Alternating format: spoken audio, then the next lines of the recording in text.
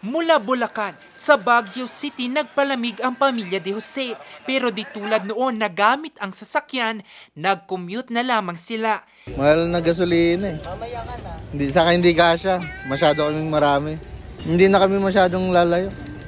Kasi kawawa rin yung mga taxi. Wala nang silang kinikita. Ang turista namang si Ven mula Antipolo, sinulit ang mga araw ng bakasyon sa lungsod.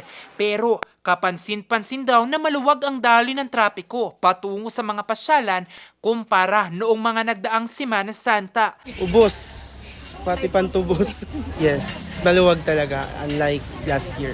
Kung ang Baguio City LGU ang tatanungin, bagamat payapa, matamlay naman ang turismo. Yung ating tourist arrivals, according to the Baguio Tourism Council, medyo talagang bumaba ng by as much as 40 to 50%. Medyo hirap tayo in terms of economy. Ang tila kalbaryong sitwasyon, dama ng may-ari ng pasalubong center na si Harleen.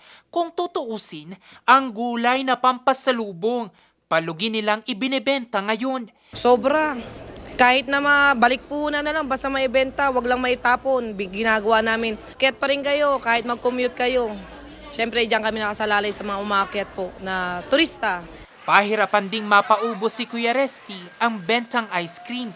Malungkot naman sir pag uwi kasi wala nang bili ng pagkain. Ganun. Yung mga bata na sa salubong wala nang ibigay.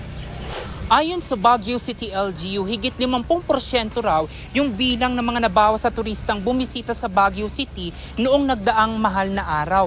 Pero hindi raw malabo na mabawasan pa ito sa mga susunod na araw sa patuloy pa rin na pagsirit sa presyo ng produktong petrolyo. For the next 2 to 3 weeks, we expect na talagang bababa. Lalo, baka hindi lang 50% ang arrivals natin, baka bumaba pa ng by as much as 60%. No? We'll be able to manage. Nagawa natin nung pandemic, kakayanin din natin to.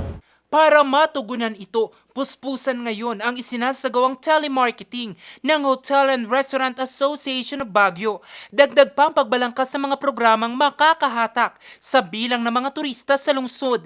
Inaasahan din ang malaking hatak ng Burnham Lake sakaling matapos ang rehabilitasyon nito sa buwan ng Mayo. Itong weekends natin, medyo binabantayan natin yan. Yung weekend na darating because this will more or less be the gauge of whether or not we will be having tourists in the month of May. No, we're exerting all efforts to entice tourists to come up to the city of Baguio. So we hope that we're going to be successful in doing that. Sa ngayon, umaasa ang sektor ng turismo sa Baguio City na hindi na lalong mapuruhan pa ang takbo ng industriya sa patuloy na pagsirit pa ng presyo ng produktong petrolyo. Jose Robert Inventor, Nation on the Move.